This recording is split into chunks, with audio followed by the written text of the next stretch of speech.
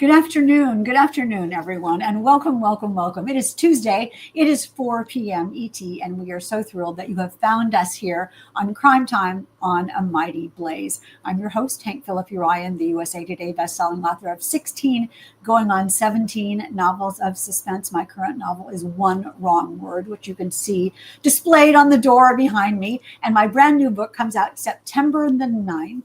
It is called This is the Precious All This Could Be Yours, about a debut author on book tour that turns into a dangerous cross-country cat and mouse chase. I hope our author today does not have the same. Don't read this until you get home from book tour, Travis. Right.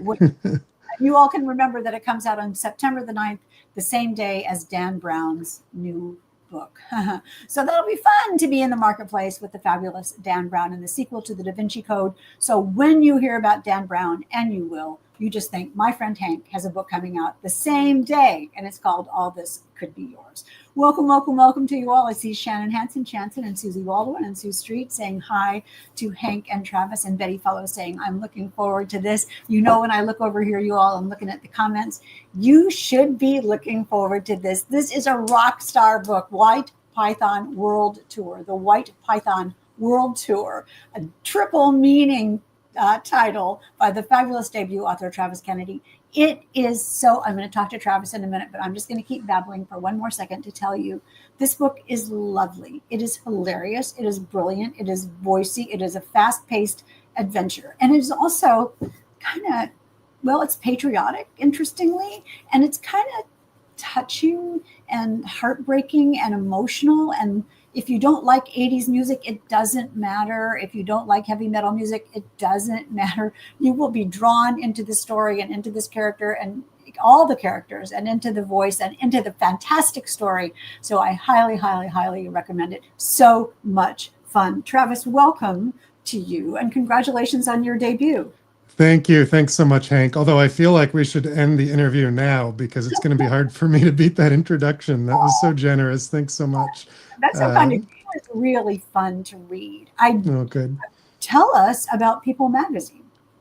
Yeah, this was a really great surprise. Right before the book published, we learned through my publicist at Doubleday that People Magazine would be mentioning the WHYTE Python World Tour, which that alone was amazing news. I mean, they pick so few, and it's such a big audience that it reaches all at once. What we didn't know was how they would be mentioning it, which is that they listed it in their annual 100 Reasons to Love America, and they picked 3 books, and one of them was mine. And I am, as you said, Hank, I'm a debut novelist. I'm a guy living in Maine who kind of has found this in the middle of his life, and to have that happen with the first book has just been completely surreal and amazing and exciting. So it's a wild ride already.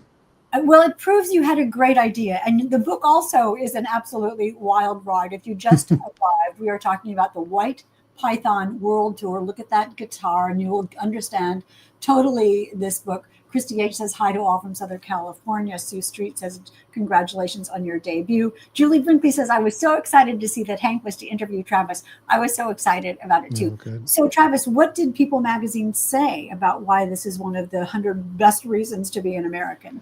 Well, it's just a little blurb because it's a list of 100 unique things, and only a few of them are books. And it just had a section that was summer reads with WHYTE Python and a couple of others. But it said something like, the hair is as big as the laughs in the WHYTE Python World Tour. It was a couple sentences, but that was plenty. There was a picture of it and everything. It was really, really thrilling. I wish I had a copy to hold up to the screen, but you can find it. You can find it anywhere. It's People Magazine. We'll put the link up. And yes, that's indeed the good thing about People is that you can find it. You can find it everywhere. But, music is such a commonality and also such a treasure of the United States, the evolution of music in America, what we listened to and what we heard and what we cared about it. And we can talk about it decade by decade, essentially from the beginning. So you've carved out the 1980s and the world situation in the 1980s, and we're going to talk about that in 1 second. Let me just say, if you haven't been here at Crime Time on A Mighty Blaze before, A Mighty Blaze was started at the beginning of the pandemic by the powerhouse duo of Jenna Blum and Caroline Levitt to keep us all reading and keep us all loving books and keep us all chatting about books and discussing books and discovering new books and maybe a brand new favorite author. And we are still going strong. I'm going to take 10 more seconds before we let Travis talk to tell you a little bit about our author. And don't forget, you all, that we are giving away a copy of the WHYTE PYTHON World Tour to one lucky commenter. Well, we aren't. Travis is giving it away. The publisher is giving it away. Doubleday is happily giving it away because I am keeping this one. It is absolutely a treasure. So let me tell you a little bit about our author. Travis Kennedy's work has been featured in Best New England Crime Stories and Best American Mystery Stories Anthology, Ellery Queen Mystery Magazine, and McSweeney's Internet Tendency. He is the grand prize winner of Screencraft's 2021 Cinematic Book Contest for Sharks in the Valley, that sounds good, to be published as Welcome to Redemption. He lives in Scarborough, Maine with his wife and their 2 children. The WHYTE PYTHON World Tour is his debut novel. So Glenn is saying congratulations, Travis, on your debut novel. Welcome, Glenn. Nice to see you here today. I cannot wait to hear how you describe this book. Will you tell us about it? So the book itself, sure. I mean, the elevator pitch is that the CIA recruits a hair band in the late 80s to help end the Cold War through the power of soft metal. And more broadly, we're following the adventures of a young drummer in LA named Rikki Thunder, who, when we meet him, he's living in an abandoned paint store, playing in a garage band. They're playing for pizza, and he thinks he's living the life. He's on top of the world, but they're really not going anywhere. And then he meets the girl of his dreams, and all of a sudden, everything starts working out for Rikki in ways that he couldn't have even imagined. He gets promoted to a better band, to WHYTE PYTHON, and they have a hit album, and they're on tour across the country.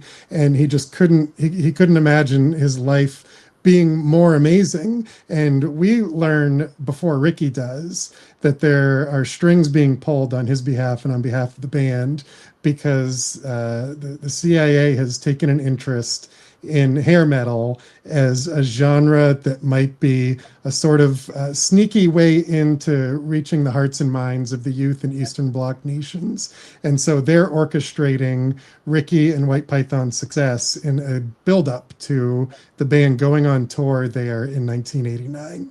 And so this follows the adventure of Rikki as we go from a satire of a rock biography to a satire of a Cold War spy thriller over the course of about 400 pages. I think you have carved out a new niche for yourself in book world of rock spy, a rock spy. Do you remember the first moment that this book appeared to you? What was it that came to your mind, and how did you know it was such a good idea? Did you just burst out laughing?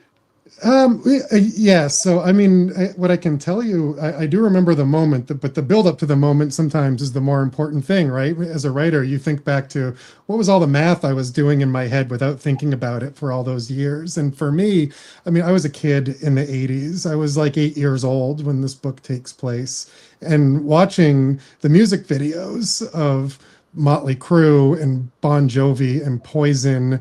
They were like the Muppets, you know. They were just these hairy, crazy party animals, and the subcontext of the songs was going over my head. I didn't know what they were talking about. I just knew that they were hilarious. And so years later, in my 20s, I picked up a few autobiographies, and always for the entertainment value, because they lived these crazy lives. But there was something that I kind of picked up on that kept me reading more about the musicians of this particular genre and era, which is that for all of their pomp and bravura on stage, they put on these costumes and were these gods, but by and large, they were misfits. They were scrawny teenagers. They got kicked out of the house and out of school and didn't have friends or jobs, and people had kind of counted them out until they found each other through music, and it just unlocked these superpowers, and they were on top of the world.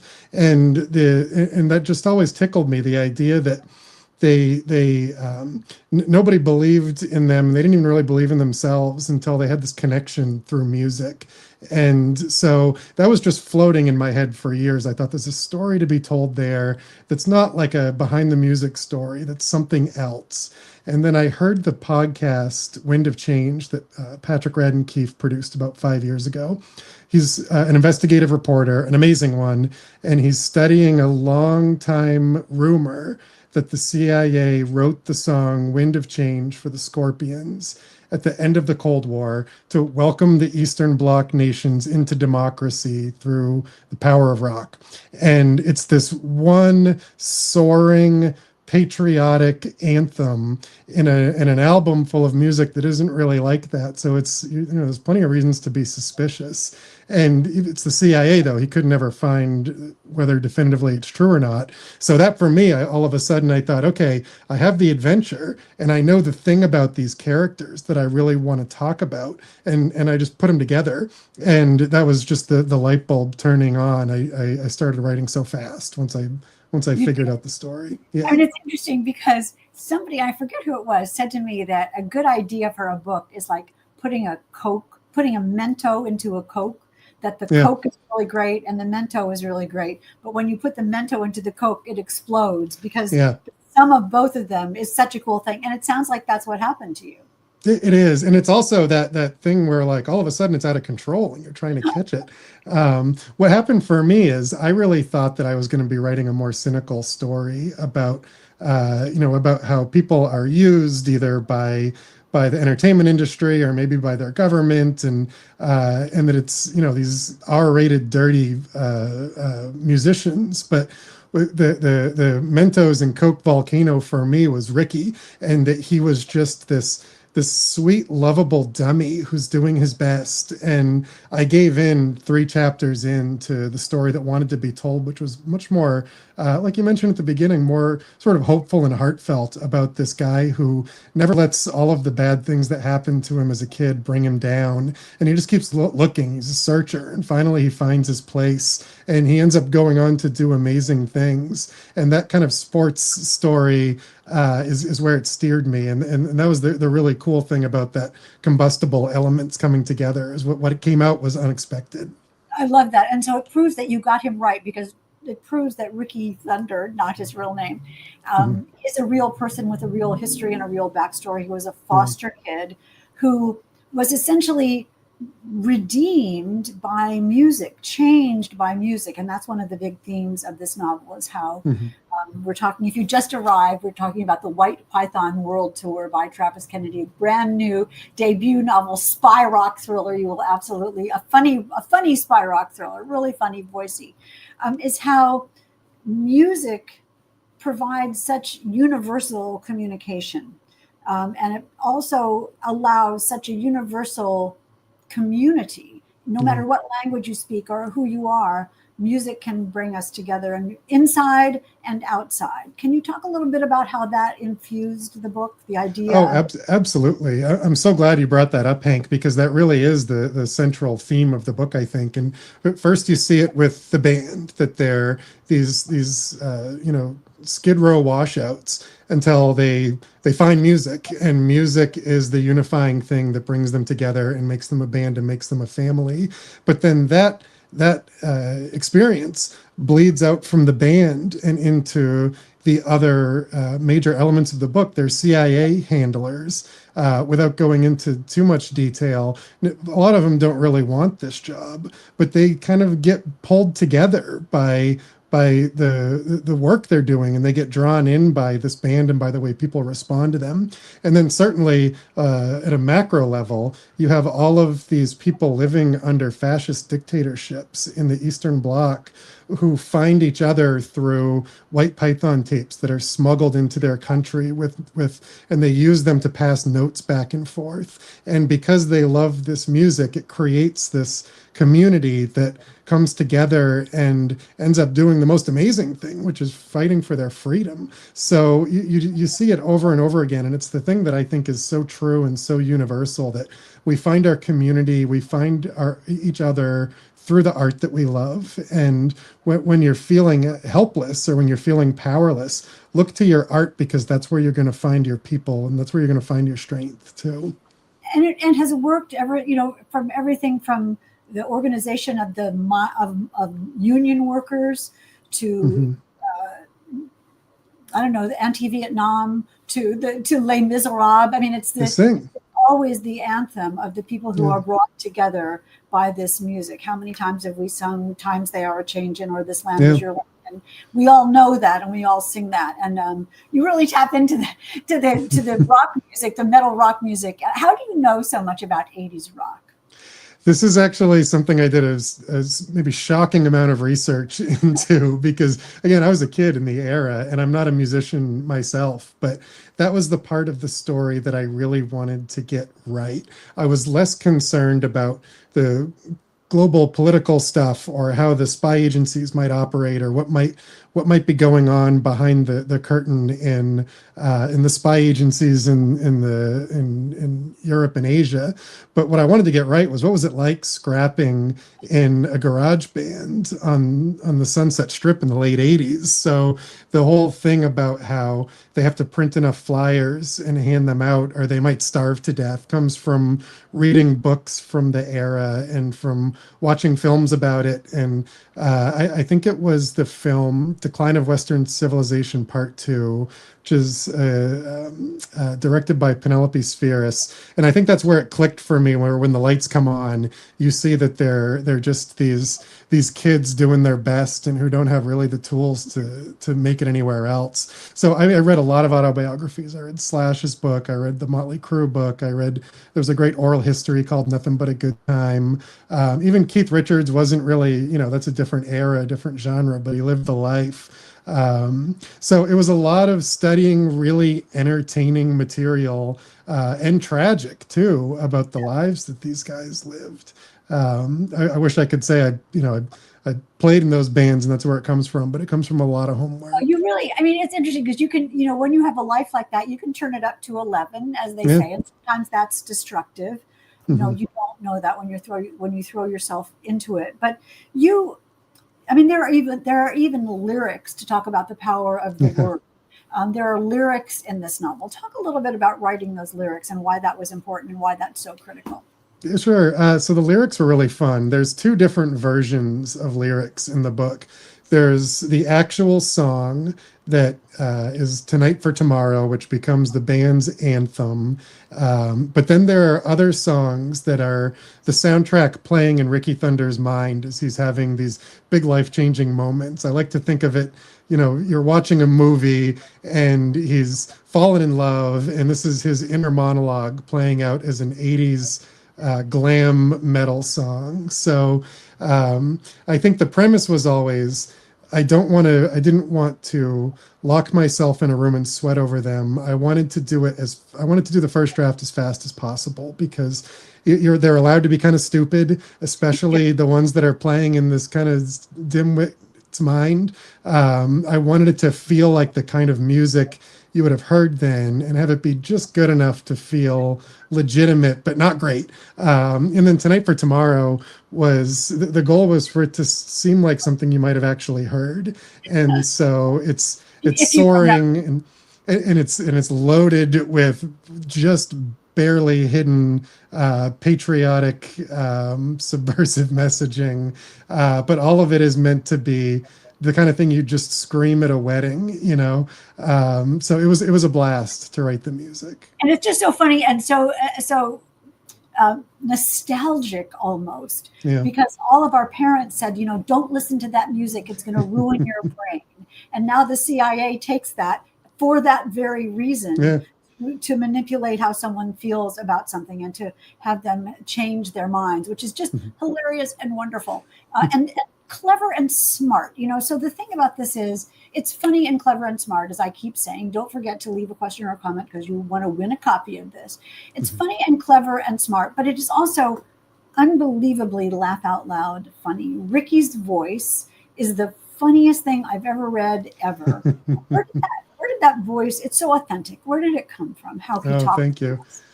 I think that my goal with Rikki is that Rikki doesn't know he's funny, and once I committed to that, it became easy to speak through him, and it wasn't hard to write for Rikki because he's very genuine. I mean, at every point, he's just saying exactly what he's thinking, and most of the time, he just doesn't know that what he's thinking or doing is funny. He's just reporting it to us as it is, and so I think once I got in that frame of mind of okay, don't think about subtext here. This is just a guy speaking the words as they're coming to his brain. It became pretty easy to write for Rikki.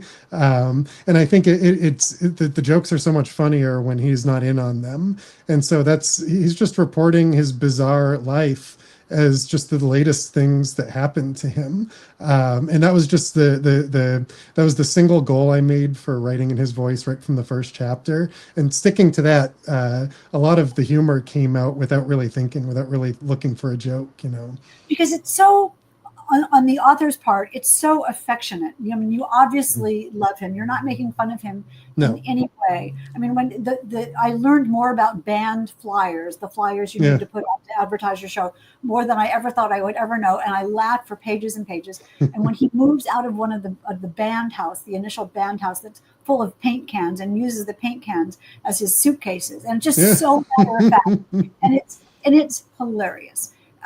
It was such a bizarre time for music, though, wasn't it? With the hair and the clothes and the makeup and the slashing and the screaming. Where do you think that came from? And was it just a disguise, as you were saying earlier, for insecurity, or what do you think? I mean, the 80s was one of the most fascinating decades that we've lived through. And I think that so much of it, it was easy to make fun of for a long time. And I think whenever we thought about the 80s and talked about the 80s, it was a punchline. But I've come to, I think, understand something about the decade and why bands like the glam metal bands became popular and why it was so strange, which is the 80s was when everything went from local and small to huge and everywhere all at once. Everything became globalized, from businesses and corporations and advertising to music and art. And everything went from a thing that you had in your space in your community to a thing that was everywhere. And it was just this constant shifting of people all over the world trying to keep up with this new monoculture that was forming all at once. And so certainly with the hair metal bands, that was punk and rock all of a sudden finding each other, and the people who were listening to both and loving both making something new out of it. And I think that the costumes and the wild behavior and the androgyny and everything that kind of crashed in that genre happened because it was this weird place of comfort of saying we can be anything and do anything we want now, but the music is fun and it's friendly and look at us having a good time. So come on in, this party's for everyone, and it's not a strange place. It's a familiar place, even though it might be so bizarre. And that's what I'm trying to get my hands around, what happened in the 80s and why the strange and bizarre became so popular and so comfortable. I love that. That's so wise of you. And I think also, in addition, voices began to have the capability of being amplified. When people say, I have a voice, and now you can hear me, and now you can hear me far and wide. And it was empowering. Yeah, absolutely. And I think for people who felt very powerless, that kind of powerful platform was intoxicating and useful. And so that's where the book, what the book picks up on is how empowering that microphone really could be. Especially if used in the hands of someone who is trying to manipulate that sound to get what they want. Talk a little bit about it, if you will. And I'm welcoming you all. Here's Sue Street and Robin Stull. Renee Herskowitz is here. So nice to see you all. Talk a little bit about how you balanced the hilarious fun part of the band and the little bit sinister spy part of the band being used to manipulate Yeah. the ways of the world. How do you mesh those two and keep the balance? I think the key, first of all, the key was in the storytelling device of Rikki's story is told through his point of view, but everything else is told in third person. So we may be getting insight into these characters, but we're not living in their minds. And so that was sort of the immediate separation of where we're with Rikki, we're in his story, we're observing everybody else as they're trying to manipulate him and work around him. But really the most important thing to me is the other main character in the book is Tawny, who is Rikki's girlfriend, but she's much more than that. And there were a lot of traps that I felt like I could have fallen into writing for her, as the female co-lead in a story, especially about metal and about espionage, where it was I wanted her to be a very real person and a mirror to him as somebody who is doing the best she can and who messes up a lot, but is a human who cares and is trying. And so it's not they're not manipulating him coldly. They believe that he has a power in him and that the band has a power in them to do something useful. And she believes in her mission. You know, the broader arguments about who comes out on top of the Cold War is one thing, but for somebody in this position at the CIA who's handling this mission, she thinks they're doing the right thing, and that was critical. That you're with her all along, even though we love Rikki and we don't like seeing him being used. We understand why, and we want him to be okay and to maybe be brought into this and to believe in it too. And so that was how I tried to handle the both sides of that coin. I love that. I mean, she's as you say, she believes in her cause. She's quote, quote, patriotic. And she really has some skills. I mean, she has goals and she has skills and she knows how to make things happen.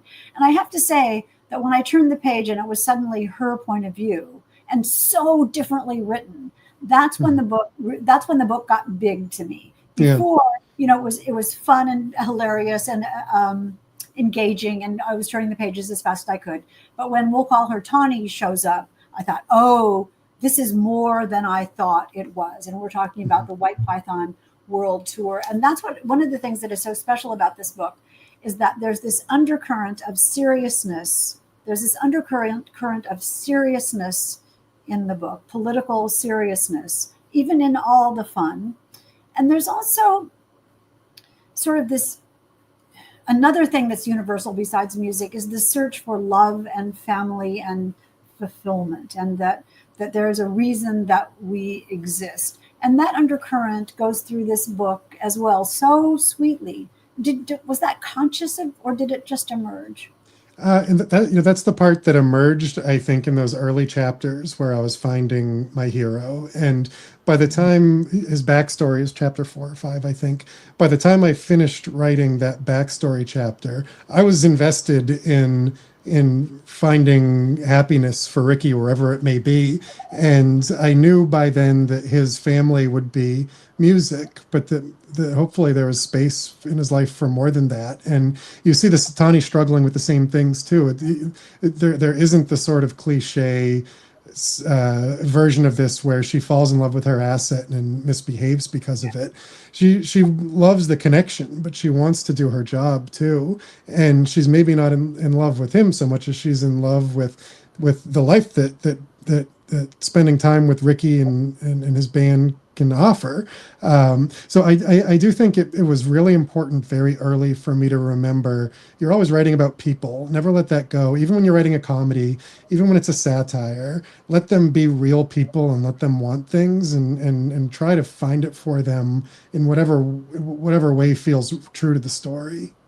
That's so wise and so well said. I see Robin is saying, was 80s music part of your teen years? And Sue is saying, I love 60s, 70s, and 80s.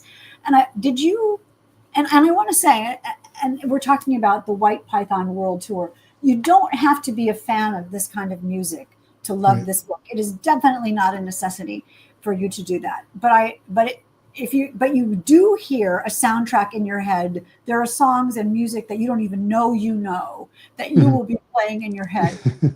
Did you listen to music as you were writing this? Oh, of course. Yeah. If you go to whitepython.com, remember you spell Y with a Y, Of course. or white with a Y in the middle, because it's metal. If you go to whitepython.com, Doubleday has created this website, and there are interviews with the band on there that I just worked on separately. But there's a playlist that's about 3 hours long, and that's the music I was listening to over and over again while I was writing the book to exist in the world and be in that space while I was working on it.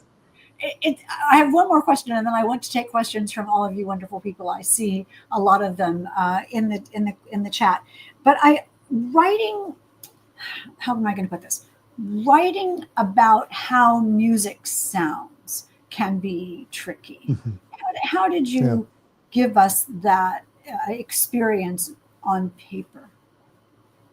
Well, it might sound different for you than it sounds for me, but I hope it sounds like something for you. And that's how I feel like. I feel like it was a success. A lot of people who have read it have hummed the tune that they think Tonight for Tomorrow goes in their head, and they're so convinced it's right. And it's always pretty close to the one that I have. I think there's something about, you can read it and you can just kind of imagine the highs and lows. I didn't go too deeply, as you know, into the instruments and the technical aspect of performing the music.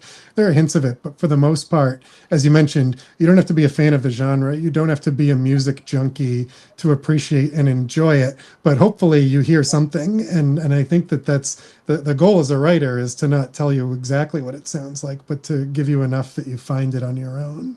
Well, you absolutely succeeded. It was a joy to read this for so many reasons, as I've listed in this interview, because it is different, it is new, it is unique, it is lovely, it is charming, it is hilarious, and it is the best idea ever, and absolutely fully realized. Congratulations on this. It's an absolutely terrific book. What questions do you have, audience people? What questions do you have in the chat? Sue Street, hey Sue, says, do you have any input on the cover or title?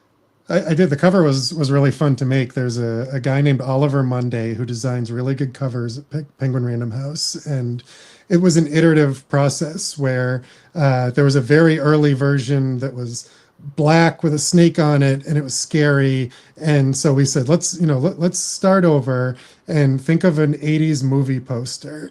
And so he came back with, I have it too, something, a very early version of this. This is just what you're holding up, Hank.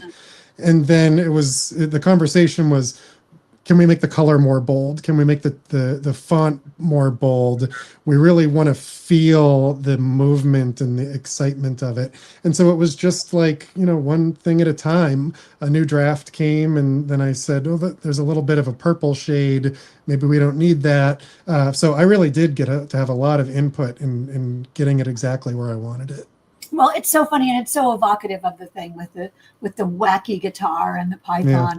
Yeah. How you spelled WHYTE Python is so funny. The band Quicksand is also in the book, and it's all about how you spell in the 80s, in 80s bands. Yeah. It's really, really funny. Was this always the title? Yes. Yeah. Well, no, actually, the original title, when I first started writing the book, was the WHYTE Python Reunion Tour. So you may not have seen the end of Rikki, but when I got working on it, the prologue of what happened in the 80s was all of a sudden 100 pages. And so I just realized I have to tell this whole story, and we'll get to the reunion later. But by the time it was finished, it was the WHYTE Python World Tour. But initially, this was going to be a different story that I hope you'll get to see eventually. Oh, that's so interesting. I can see you wrote that's interesting. The whole thing just appeared to me. What happened to you? And so you think we'll be back. The band is going to come back. I hope so. Yeah. I hope Connie too. Are there different covers for UK and US, says Julie? If so, do you like them? There are. Yeah, and you can kind of see them on my wall, but here, I'll hold up a UK cover. This is the UK cover, which is really cool. That's very different. They designed, of course, by totally different artists, although same last name, strange enough. This guy was Aaron Monday, and he works with my publicist, Penguin Michael Joseph in the UK. And with this one, same thing, started with something dark and built towards something light. And what I love about it is it really kind of looks like a shepherd fairy painting, like sort of evoking like a war recruitment poster, but also a war protest poster at the same time. I love both. They're so different and they're so perfect for totally different reasons. And it's also of the time. It's so perfectly of the time. That's hard edge representational. Look, who else has a question? I love that UK cover. Shannon, perfect question. Who's your favorite 80s band? Yeah. It's funny. It's tough to say. There isn't one for me that jumps out as, oh, that one's my favorite among all the rest. But if you play that playlist, there's a lot of Motley Crue on it. I think as inspiration for the book anyway, Motley Crue is a good jumping off point because the music was maybe not technically perfect, but the attitude was. Poison is a great marker for the book. White Python's probably somewhere in between the two of them. But it's funny listening to that soundtrack a lot. There were songs by Cinderella that I just loved that I hadn't heard in 30 years. Rat, there were some of the not quite as popular bands of the era had just these bangers that we forget about. And so revisiting them all these years later was a lot of fun. What did you just say? That the music wasn't perfect, but the attitude was? I think the thing with Motley Crue is they were not quite as technically superior as Guns N' Roses or Poison. They've always sounded like a really good garage band, and it sounded like you were at a party in someone's basement when you listened to them.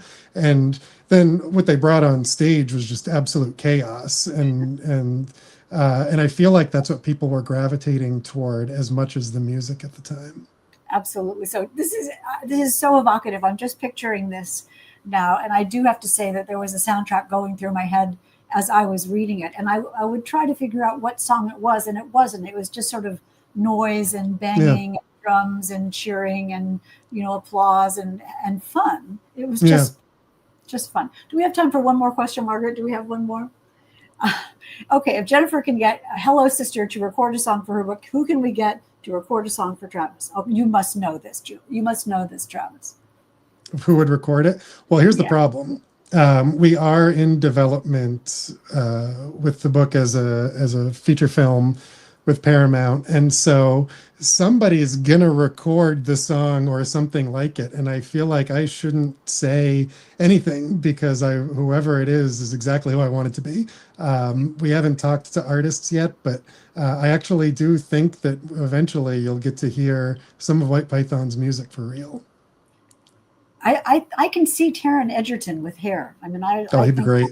Yeah, I can't say anything, but he would be great. Yeah, can't say anything. I don't know anything. That was just right out of the clear blue. Will that be weird for you to see that come to life?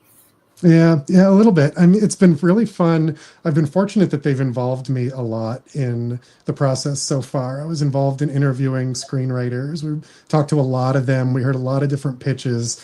It's accepting the fact that naturally it has to be different, and you have to get behind the story that's made for the screen that must be different than the story on page. And so I'm excited for it because I've been in it. I think if it happened without my involvement, I would go into it with a lot more trepidation. But I've been really lucky that I'm a producer on it, and they've been really generous with involving me. So I'm excited to be part of telling the story in a different way.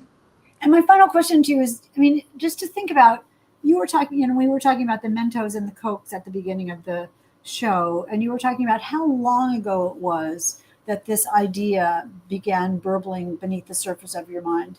What do you think about now that today we're sitting here talking about a movie? Well, it's a little surreal that I even am holding a physical copy of the book. I'm a debut artist. This is all new for me. But the movie deal happened around the same time as the publishing deal. So it is, I'm not totally letting it seep into my brain that any of this is real yet, but to think about it being on screen is is amazing to daydream about and to be talking about. And this is real, though. This is a terrific, unputdownable, wonderful, entertaining book. Run, run, run, click, click, click. Go get a copy of this book. No matter what kind of music you love, you will love Rikki Thunder and the gang, and you will love WHYTE PYTHON, and you will love going on tour with them and all of their adventures. It's terrific. It's absolutely great. And one of you is going to win a copy of this book, and we will put up the Wheel of Fun right now. Oh, Julie has another question. The hardest quick character to put to paper while the Wheel of Fun spins. Who was hard for you? Oh boy, probably the villains. They were the ones I was least interested in, but I had to get them right, and so the villains, I would say. Perfect answer and perfect timing, as a musician should do. The winner is Lori Hernandez. Lori, you lucky person. Congrats, Lori. At the address that we'll give you, and we'll get you a copy. Well, actually, Travis and his people will get you a copy of the WHYTE Python World Tour. And as I said, I am keeping this one. The rest of you know what to do. Run, run, run, click, click, click. Get your own copy of this, and then let us know what you think about it, because I guarantee you will absolutely love it. Let me keep you here for 2 more seconds to tell you about next week. And really clear the decks next week after the holiday. At 3 o'clock next Tuesday, we'll have Laura Lippman trying a new genre, Murder Takes a Vacation by Laura Lippman. A little bit cozy, about a little bit of a senior citizen who has some adventures. You know Laura Lippman, she's incredible. And this is a new venture for her, so we won't want you to miss that. And then at 4 o'clock, Lori Hernandez says, yay, me. And at 4 o'clock, Liza Tully's The World's Greatest Detective and Her Just Okay Assistant. This is sort of this way. The Devil Wears Prada meets a 20-something Watson in a very wonderful and witty golden age but contemporary mystery. This is not to be missed. You will absolutely love this book. So 2 awesome books next week, Tuesday at 3 p.m. No, 3 p.m. and 4 p.m. And today, so don't miss that. Today we have talked about the WHYTE Python World Tour by the debut author. Robin says it wasn't that long ago. It was long ago. It was 40 years ago, right? 40 years ago. Seems like, though, 20 years ago. Anyway, today, you do the math. This is me. I can't do math. I don't know how long ago it was. Seems like yesterday. The WHYTE Python World Tour by the debut novelist Travis Kennedy. Congratulations to you. Thank you for being here today. Thanks so much for having me, Hank. That was an absolute blast. Thank you. I thought so too. So much fun. And you all, so much fun that you were with us today as well. We hope you enjoyed this, and look for this fantastic book. We will see you next week. And until then, remember, it is always safe inside a book.